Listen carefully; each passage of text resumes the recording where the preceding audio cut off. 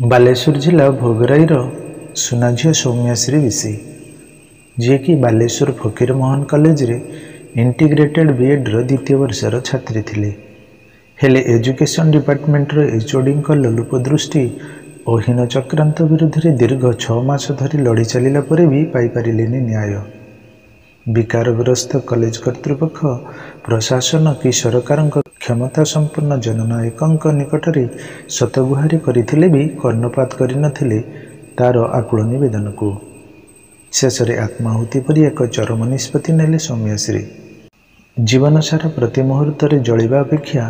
गोटे मुहूर्त जालीदेले निजको 95% पोड़ी होई मध्य मृत्यु सह संग्राम कले 3 दिन शेष में पंचभूत विलीन होइगला तांको पार्थिव शरीर।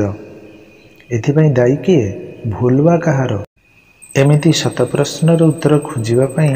शासनाधीन बीजेपी सरकार आड़क अंगुली निर्देश करी ओडिशा प्रदेश कांग्रेस दल देइथिला 17 जुलाई दिन 12 घंटिया ओडिशा बंद डाकरा। समस्त नारी जाति को सुरक्षा देवाई और सौम्याश्री मृत्युर निरपेक्ष तदंत करा जाई समस्त अपराधी को कठोर दंड दि जाऊ एवं मानविकता दृष्टि मंत्री इस्तीफा दियंतु बोली ओडिशा प्रदेश कांग्रेस पक्षरु सकाळ 6टारू संध्या 6टा पर्यंत 12 घंटिया ओडिशा बंद डाकरा दि जाई दृढ़ दाबी करा जायतिला। तेबे समस्त जरूरीकालीन सेवा जारी रहिथिबा बेले भोगराई ब्लॉक रे दुकान बजार सह स्कूल कॉलेज और गाड़ी चलाचल बंद करिबा एवं समस्त गलीकंदी प्रतिवादर स्वर उठाइथिले कांग्रेस कर्मकर्ता माने।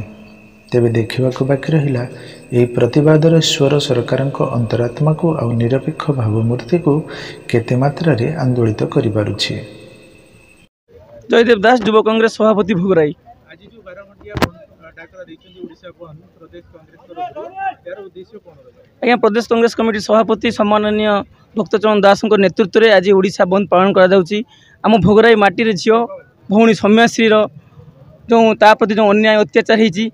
तार न्याय दाबी रे आज ओडिशा बंद एवं जो माने कि एथे संपृक्त अछंती से सांसद होंतु विधायक होंतु जो माने कि एथे संपृक्त अछंती समस्त को अरेस्ट करा जाऊ एवं यदि अरेस्ट न करा जाए आगामी दिन में युवा कांग्रेस रहर प्रतिवाद करिवो राजरास्ता प्रतिवाद करिवो। दाबी करी भौणी सौम्याश्री तार अतृप्त आत्मा किमती शांति पाइब जदि एमाने धरा न पड़े एमानकर जो प्रकार माने लिभेइचंती जो प्रकार अन्याय से अन्याय विरुद्ध आज आमर अच्छा देखो सरकार बर्तमान सुधा भी निघट निदर शुई सरकार कहीं सरकार जो लोक संपृक्त अच्छा बोली सरकार बर्तमान निदर शुई खाली 20 लाख टंका दे घरे बसीगले हम ना जो मैंने अच्छा मुख्य से जो मानक से झील न्याय घर जा दरखास्त करता से तुरंत अरेस्ट करा जाऊ। मोर नाम श्री कार्ति चंद्र पात्र असभा खमरदा ग्राम पंचायत पूर्वतन 20 वर्ष सरपंच।